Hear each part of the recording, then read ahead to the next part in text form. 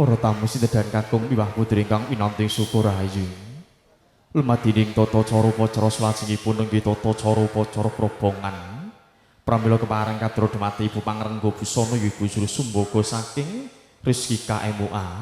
Kasuwun hamratetesaken tata cara upacara adat probongan jangkep Jinta lamun Cinandra. Mugi tansah hamanggihi karahayon.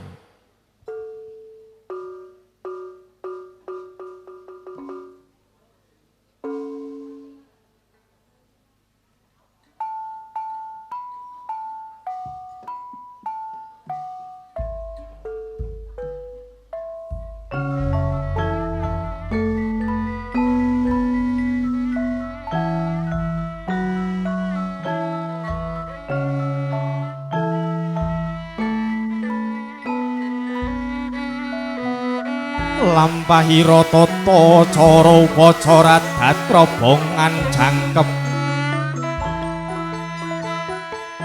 ingkang kadanan dening keluarga Agung kang hamengku gati Bapa Ketut Wirantosa Ibu Maryanti ingkang hangadani tata cara upacara kacar kucur ya asok gunakaya kacar kucur kacang kawak deli kawak wong liya dadiya sanak kacar kucur wong liya dadiya sedulur uba rampe kacar kucur dumadi saking empon-empon narata receh saha beras jendi sedaya kang mangajam risang temanten kakung badhe maringaken sedaya gunakaya nafkah lahir tumekeng batin katur dumateng ing garwa ingkang tumuli risang temanten putri badhe nampi kanthi lila legawan ing manasta kekalih tumuli badhe kaparing pisungsungaken katur dumateng Rama lan ibunipun nenggih maring pisungsung glondhong mengareng-areng bulu bekti bulu pen ingkang sampun hanggula wentah para putra wiwit timur tumekeng dewasa ingkang dados tuladha bangun bali wisma bebrayan agung wonten ing madyaning alam donya punika. Purna lampahing tata cara upacara adat kacar kucur yasok gunakaya. Tumuli badhe ngadani tata cara upacara kembul bujana Handrawina dahar sekul walimah.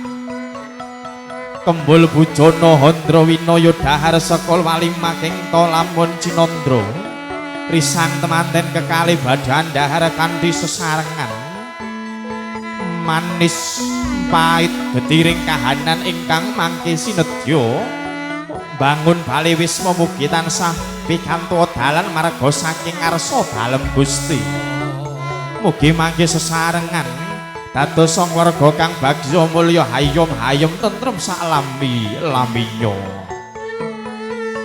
Purna lampahing tata cara upacara kembul bujana handra winaya dahar sekul walimah.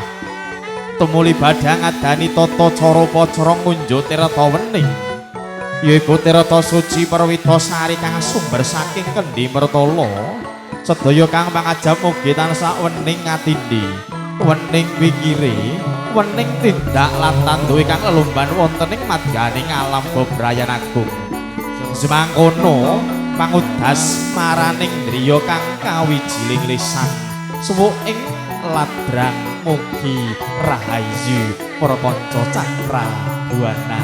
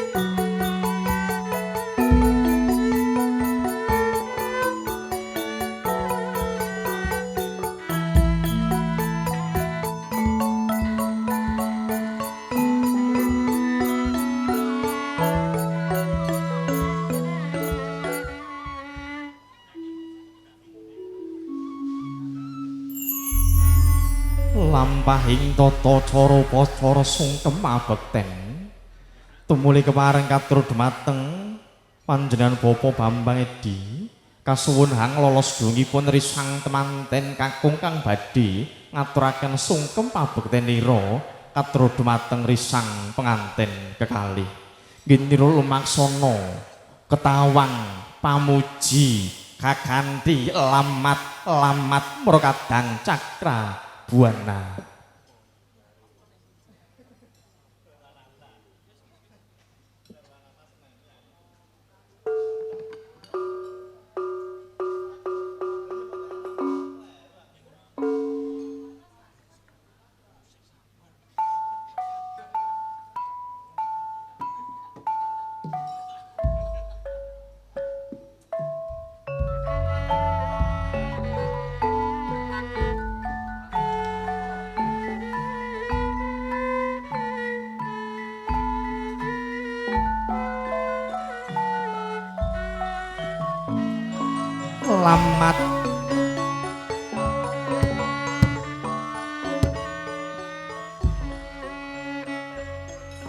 Lamat lamat kakanthi kampiyarsa menggah ngeling bangsa Lokananta kang atabuh dening para kadang pradonga munyo hangarangin hamba bar ketawang pamuji ento lamun cinandra sungkemira risang temanten kekalih katur dumateng Rama lan ibunipun pangudas maraning driya kang kawijiling lisan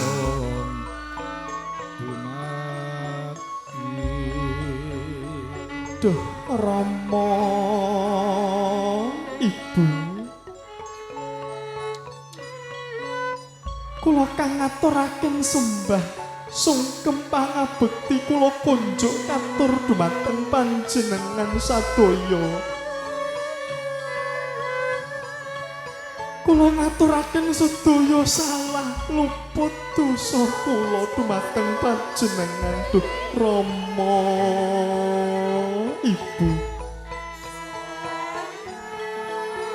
Panjenengan Gusti Allah kang katon ana ing alam donya iki. Panjenengan Gusti Allah kang tumedhak ana ing jagat raya iki. Panjenengan ingkang sampun hangukir jiwa raga kula. Ingkang sampun hang kula wentah kula wiwit timur tumekeng dewasa duh Rama Ibu. Lumunturing donga pamuji panjenengan, pangapura panjenengan kang katur dumateng jasad kula. Kanthi panjurung donga pamuji, donga pangestu panjenengan duh Rama Ibu. Wonten ing rikalenggahan enjang punika King putri sampun kamong dening priya kang dados gegantilaning nala kula duh Rama Ibu.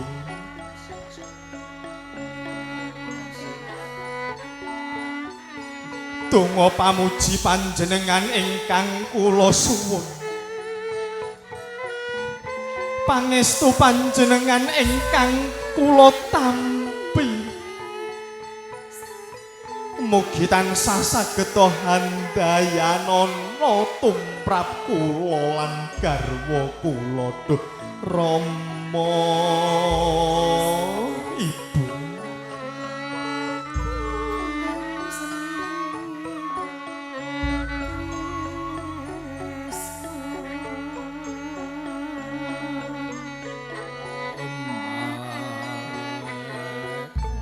Pangutas maraning Rama kang kawijining lisan.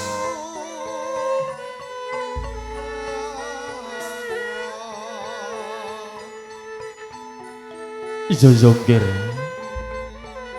Gir kaya anakku sing ayu dhewe lan Gir kaya anakku sing bagus dhewe. Anak anungan Indita bocah mursid iso mikul dhuwur mendem jroyong asmaning wong tuwa. Atur sembah sungkem abektimu kabeh padha tak tampa ya Nger. Iso amung donga pamujiku wae marang kowe sakloron padha tampanen. Ora ana salahe, ora ana lupute, ora ana dosane nggih kowe sakloron marang aku lan ibumu.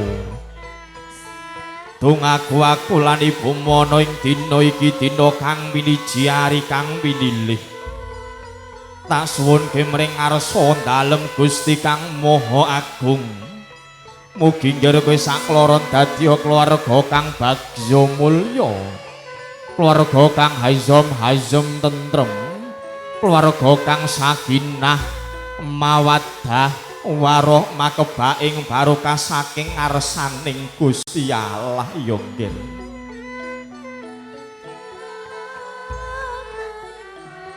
Nggih anakku sakloron,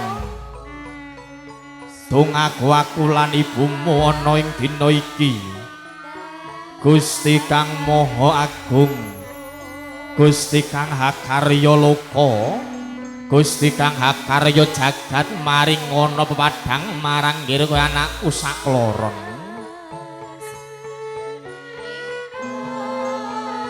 Warah welingku marang nggih kowe anakku sakloron kabeh.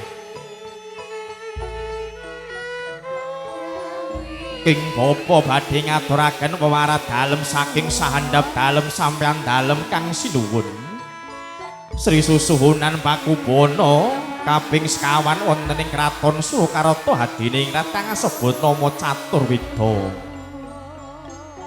Caturwida kang angka sepisan wanudya kang wis ngemong dening mriya kudu beda nalikaning isih lamban. Semono uga mriyane dene wis angembong wanodya kudu beda nalikaning isih Jaka. Caturwidanga loro padha bektiya marang maratuwa kadidene bekti marang wong tuamu dhewe. Semono uga maratuwa padha rengkuhan anak mantu kadidene ngrengkuh anakmu dhewe.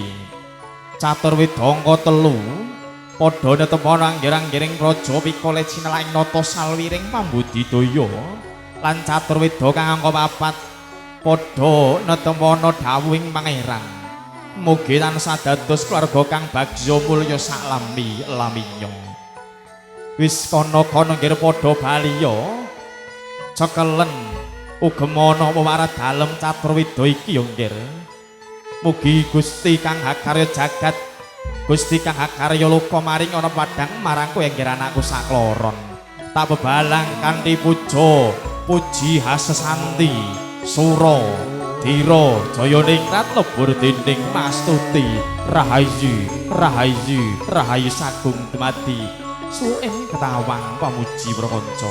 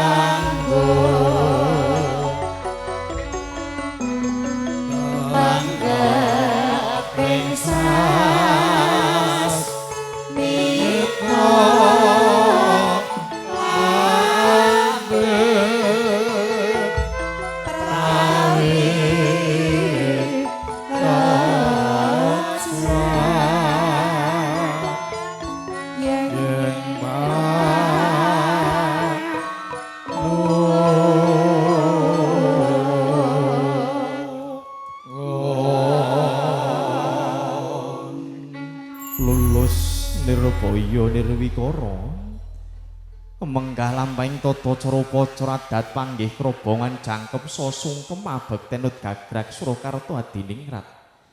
Tumuli duyu-duyu lampahing tata cara upacara salajengipun panembrama atur pambagi harja wilujeng saking keluarga Agung Bapa Ketut Mirantoso Ibu Maryanti. Pramila wonten ing mriki Bapa Ketut Miranto mboten kowe matur piyambak. Pramila kemareng kang kinurmatan katur dumateng Bapa Mulyani sarjana agama, sarjana sosial, magister administrasi publik. Nggih ingkang kamangke nggih sinedya kakanthi dening Bapa Gunawan so Bapa Subandi. Pramila kemareng kang kinurmatan kang kadya wong agunging Mataram.